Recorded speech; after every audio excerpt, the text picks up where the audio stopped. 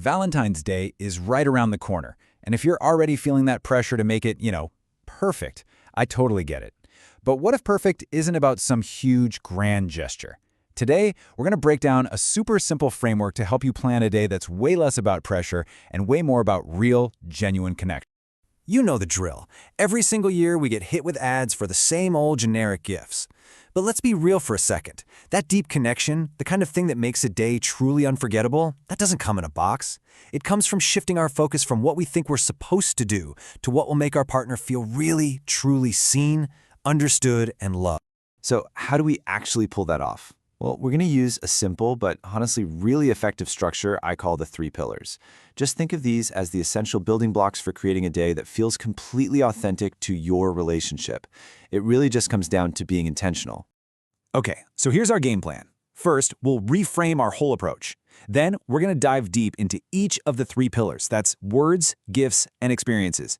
And finally, we'll put it all together and look at how you can combine them to create a Valentine's Day that is 100% yours.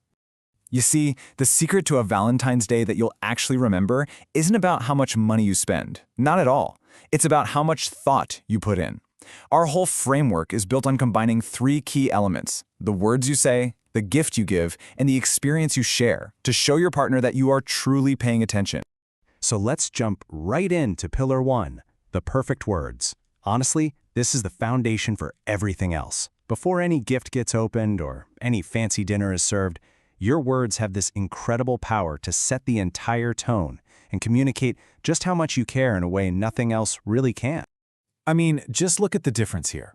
A generic "I love you" is, of course, nice, but compare that to something deeply personal, tying it to a specific memory, a specific feeling, like how you felt on your first date. That doesn't just say "I love you," it shows why, it shows how. And that little detail, that's what makes it so incredibly powerful. It hits different, Of course, you have to know your audience, right? The right words really depend on your partner's personality. If they're a total sentimental soul, something really heartfelt and sincere, like this, can mean absolutely everything. It's big, it's romantic, and it's just a beautiful way to affirm your commitment. But hey, what if your relationship is built on making each other laugh? Then you've got to lean into that. A funny message that kind of winks at how you met, or an inside joke that shows that you love their specific, unique sense of humor. And laughter, that's one of the most intimate things we can share with someone. And please, don't be afraid to borrow from the greats. Seriously, a line from a favorite song, a quote from a movie you both adore, it can be so incredibly romantic. It basically says, "This beautiful thing that exists in the world made me think of you." And it's a perfect way to express a huge feeling you might have trouble putting into your own words. All right, next up, we have Pillar 2, the thoughtful gift. So once you've set that beautiful stage with your words, a gift can be this wonderful physical symbol of your affection. And just like with the words, the key here isn't the price tag. It is all about the thought.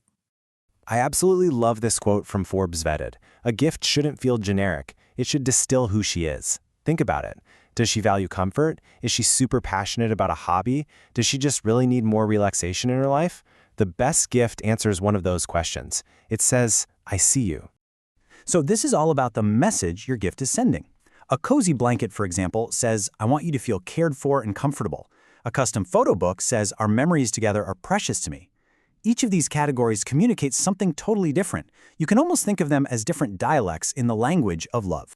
And this brings us to our final pillar, which is all about the unforgettable experience. Because while words and gifts are amazing, it's the shared experiences that truly, truly strengthen our bonds.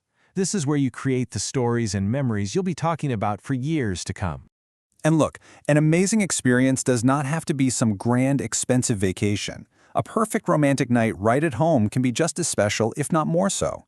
It all starts with planning a menu you know you'll both love. You can cook it together or make it a surprise. And then it's all about creating a really special environment. And this is where all those small details make a massive difference. Don't just eat at the kitchen counter, Use some soft lighting. Put on a playlist of your songs. Add a few personal touches like a photo. Heck, even just plating dessert beautifully can elevate the entire night from just another meal to a really cherished event. Okay, so we have our 3 pillars: words, gifts, and experiences. Now, the real magic happens when you bring them all together. The goal isn't to do all three in some huge, over-the-top way, but to combine them into a celebration that feels perfectly balanced for you two as a couple. Think of it like you're mixing and matching. Maybe this year, you really want to focus on the experience, so you plan that perfect night in and you pair it with a simple, heartfelt card. Or maybe you found the perfect gift that just says it all, and you can present that during a cozy movie night. It's all about creating your own unique combination. So, what's the big takeaway here? Regardless of which pillars you decide to focus on, the one single thread that ties everything together is thoughtfulness. At the end of the day, the goal isn't just to say, I love you. It's to show, I get you. Making your partner feel truly seen, heard, and cherished, that right there is the greatest gift of all. So as we wrap this up, I want to leave you with this question. Just for a moment, forget about the big, grand gestures. What is the one, small, specific detail, a memory you write in a card, a feature of a gift, a song on a playlist, that will make your partner stop and think, wow, they really, really see me? That's it. That's the key to a Valentine's Day that's actually special.